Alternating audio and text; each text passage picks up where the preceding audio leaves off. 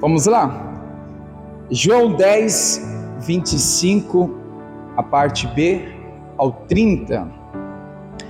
As obras que eu faço em nome de meu Pai, essas testificam de mim, mas vós não credes, porque não sois das minhas ovelhas. Como já vou-lo tenho dito, as minhas ovelhas ouvem a minha voz, e eu as conheço, e elas me seguem. Dou-lhe a vida eterna, e nunca hão de perecer, e ninguém as arrebatará das minhas mãos. Meu Pai, que mais deu, é maior do que todos, e ninguém pode arrebatá-las das mãos de meu Pai. Eu e o Pai somos um. Olha agora, igreja, durante o seu ministério terreno, Jesus afirmou que o Pai e ele eram um. João 10, 30. Essa união aconteceu pela palavra. Cristo ordenava e todas as suas determinações eram ouvidas pelo Altíssimo. Irmãos, quero fazer aqui uma observação nisso aqui. Já parou para analisar? Tenta colocar aqui no lugar claramente, no posicionamento. Pare para pensar que todas as suas declarações, todas as suas palavras, você já parou para analisar que Jesus fala assim que se a gente crê, obras maiores do que ele fez, nós também faremos. Os que ele fez e ainda obras maiores. Então veja, ele está dizendo assim, eu falava, ele determinava e o Pai ouvia. Você já parou para analisar que na sua determinação, o quanto Deus para te ouvir? O quanto o Senhor para te escutar? Volta a ler esse parágrafo aí, essa parte final. Todas as suas determinações eram ouvidas pelo Altíssimo. Entende, igreja? Tudo que você determina, tudo que você fala, tudo que você está de acordo com a palavra, o Altíssimo, nosso Deus, o nosso Senhor, Ele está ouvindo, Ele está escutando. O próximo parágrafo. O Salvador sabia que por dizer as palavras que o Pai lhe havia prescrito, daria ordem aos demônios, e eles se submeteriam a ele. Faria as forças que regem o mundo, e elas lhe obedeceriam. A natureza o reconhecia como Senhor, pois, sendo a própria palavra, ele a declarava. Assim, o mar e o vento atenderam ao Salvador. Ele caminhou sobre as ondas, transformou a água em vinho, multiplicou pães e peixes e fez o que, igreja? Curou pessoas com todo tipo de doença. Olha, tudo pela palavra declarada, tudo através da confissão da fé. A palavra de Cristo habite em vós abundantemente em toda a sabedoria, ensinando-vos e admoestrando-vos uns aos outros, com salmos, hinos e cantos espirituais, cantando ao Senhor com graça em vosso coração. Colossenses 3,16. Amém. Então está aqui mais uma lição, escrita pelo missionário, e a gente precisa se posicionar como Cristo, através da sua palavra, da sua determinação, o Altíssimo o ouvia, escutava. Quando a gente determina, quando nós falamos, quando nós declaramos palavras, irmãos, né, de fé, palavras positivas, certamente Deus vai dar ordem aos seus anjos para trabalhar em nosso favor, de acordo com a nossa declaração, como nós já vimos aqui nas leituras dos dias anteriores, aqui no curso Fé. Então é muito importante a gente continuar declarando a vitória, declarando o sucesso, a bênção de Deus, a salvação, o milagre. Se a gente olhar para a ministração da palavra de ontem, né, o quase até quando, irmãos? Não, eu tenho que dar um basta ao quase, né? Dar um chega para lá. Até quando eu vou ficar sempre quase venci, quase não? Agora com a confissão, com a declaração de fé, com a palavra proferida, de acordo com a palavra, nós temos que crer. Acabamos de cantar aqui que nascemos para vencer, e em Cristo nós somos mais do que vencedor. Amém? Glória a Deus. Vamos aqui ler uma palavra que está em João capítulo 6. Eu vou ler 2 versículos aqui. Deus vai nos dar 2 inspirações bem objetivas nesses 2 versículos de João 6. João 6, o verso de número 5 e 6. Eu acredito que você conhece esse capítulo. O capítulo fala aí da história, né, aquela passagem da multiplicação dos pães e peixes. A gente vê que o milagre aconteceu. Jesus, abençoando ali, ele alimentou uma multidão. Muitas pessoas saciaram ali a fome, né? Mataram a fome com o pão e o peixe que foi então ali multiplicado. A gente muito fala da multiplicação, do milagre, a gente muito fala, irmãos, né, daquele grande mover, mas eu quero chamar a sua atenção para 2 coisas aqui, no versículo 5 e 6, que nós vamos ler. Vamos fazer a leitura e depois eu vou pontuar aqui 2 coisas importantes que todo cristão deve trazer para a sua vida como promessa da parte do Senhor, para a gente poder abraçar essa palavra, essa promessa e continuar crendo no poder de Deus. Que o nosso Deus, Ele está no controle de todas as coisas. Vamos ler? Versículo 5 está escrito: Então Jesus, levantando os olhos e vendo que uma grande multidão vinha ter com ele, disse a Felipe: Onde compraremos pão para estes comerem? Amém? Vamos entender? Veja, 2 personagens, um é Cristo, o outro personagem é Felipe. Antes de pontuar aqui, irmãos, a revelação da palavra, tenta se colocar no lugar do Felipe. O que você faria se Cristo chegasse para você tenta imaginar o cenário, né?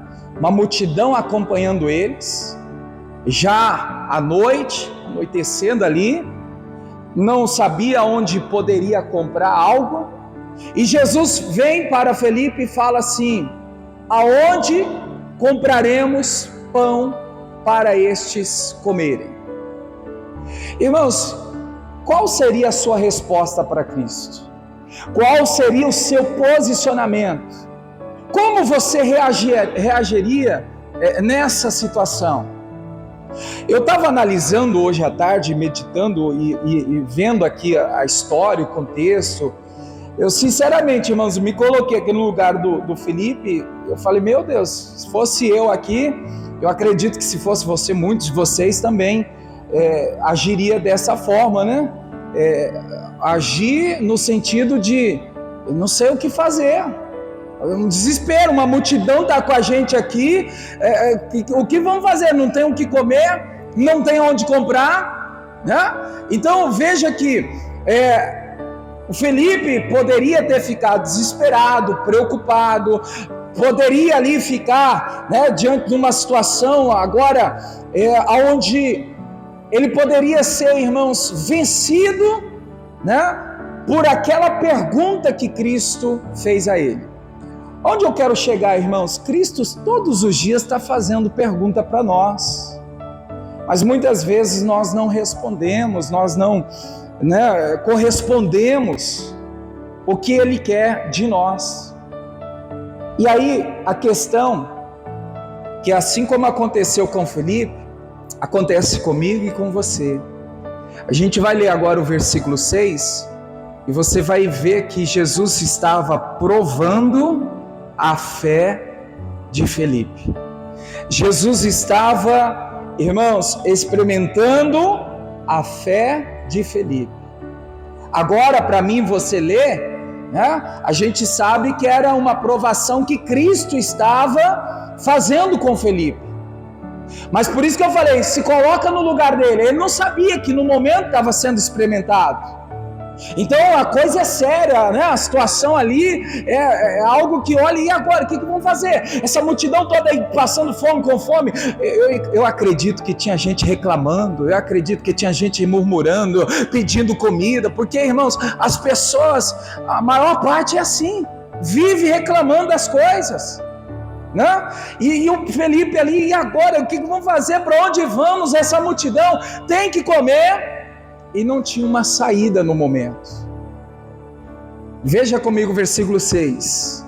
Aqui eu mostro os 2 pontos chave para nós. Mas dizia isso para o experimentar, porque ele bem sabia o que havia de fazer. Primeiro ponto, irmãos. Veja que era um teste da parte do Senhor. Onde compraremos pão? Sabe que muitas vezes nós somos testados também por Cristo. A nossa fé ela é testada, irmãos, todos os dias. Quando você passa por um aperto, quando você passa por uma luta, quando uma coisa não dá certo, quando uma porta se fecha, pode, irmãos, analisar, você como eu, nós também somos testados. Será que na hora do teste estamos sendo reprovados? Por causa do desespero, por causa aqui como eu disse para você, ficar preocupado. A Bíblia fala, não preocupei com o dia de amanhã. Veja que Felipe aqui está sendo testado. A tradução fala que para isso, né, foi para o experimentar. A pergunta que eu quero deixar que você fique, irmãos, martelando ou refletindo, né, ou pensando um pouco mais. Nesse momento você pode estar sendo experimentado na fé, né? E aquilo que o Senhor quer encontrar em você, será que é a resposta? Será que é o posicionamento? Ou será que, irmãos, na hora do teste a gente está sendo reprovado? Na hora do teste, na hora do vamos ver, será que a gente está sendo deixado de lado porque nós não estamos sendo aprovados? O que me chama a atenção aqui na primeira parte desse contexto, né, pegando aí esses 2 versículos, a gente vê que a fé do Felipe foi testada, experimentada. No trabalho, com a família, na vida espiritual, a nossa fé também ela é testada. Responde para você, você está sendo aprovado ou reprovado diante dos testes? Todos os dias. Não tem aquela música que uma hora ou outra a gente canta? Cada vez que a minha fé é provada. A fé, ela é provada, ela é testada. Irmãos, tem gente que está abaixo da média, está sendo reprovado. Às vezes as pessoas, elas querem, né, solucionar trazendo, não, eu vou fazer isso, fazer aquilo, opa, mas não é isso no momento. Veja que o Senhor estava experimentando Felipe, estava testando ele, né? Então aqui a reflexão, você já parou para pensar que talvez nesse exato momento o Senhor, Ele está testando você? Talvez nesse exato momento, irmãos, né, a sua fé está sendo testado em alguma área que você tem passado por dificuldade, e às vezes você diz assim, não, mas é perseguição, é maldade do fulano, do ciclano, mas é porque o próprio Deus está fazendo isso comigo. Desculpa a expressão, não importa o que está acontecendo, se é teste, irmãos, não tem aquele momento quando você vai para a escola, a maioria das vezes o professor fala assim, olha, tal dia vai ter avaliação, mas quantas vezes a gente já foi para a escola e teve prova surpresa? Ou você nunca teve essa surpresa? Hoje é dia de prova, hoje é dia de teste, vamos ver se você aprendeu mesmo. Irmãos, nós já somos crentes há muito tempo, somos cristãos há muito tempo, a palavra o Senhor já nos deu, a promessa está no nosso coração já há muito tempo, mas tem muitos crentes que ainda estão sendo reprovados, na hora do teste está sendo reprovado, embora aqui, irmãos, a gente vai pegar aqui a segunda parte, fica essa reflexão, eu não posso mais ser reprovado, eu não posso viver abaixo da média.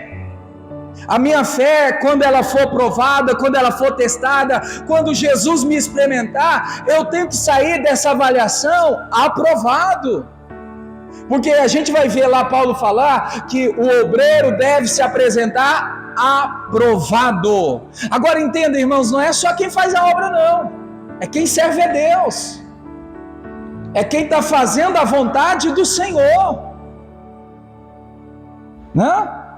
Será que a gente está sendo reprovado ou está sendo aprovado? Que essa pergunta fique aí no seu coração e que o próprio Espírito Santo te mostre, como pode também me mostrar, está sendo reprovado, está sendo aprovado, porque está bem claro aqui na leitura que era um teste, uma prova, era Jesus experimentando Felipe.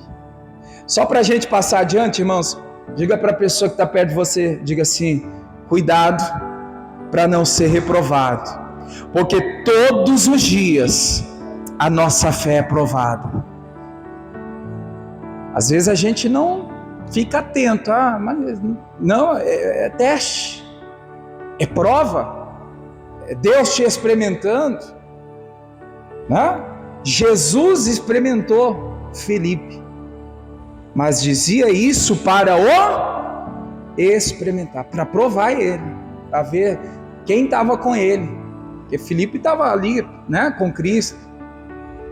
Agora a segunda parte, irmãos, segundo ponto aí, eu leio esse versículo aqui e eu vejo uma frase de glória, eu vejo uma frase poderosa, eu vejo uma frase de triunfo, de vitória. O que está escrito aí? Só a parte final. Eu gostaria que você marcasse, anotasse. Olha a frase que Cristo deixa, irmãos. Vamos dizer assim, diante da fome é crise. Você vai olhar para o Velho Testamento, você vai ver lá em Gênesis 26, e houve crise, houve fome na terra, dificuldade.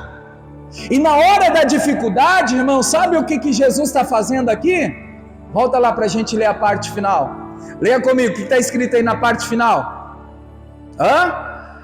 E ele bem sabia o que havia de fazer. Diga comigo, na hora da crise, na hora da dificuldade, diga na hora do maior problema, do confronto, da perseguição, da luta, diga, ele sabe o que vai fazer.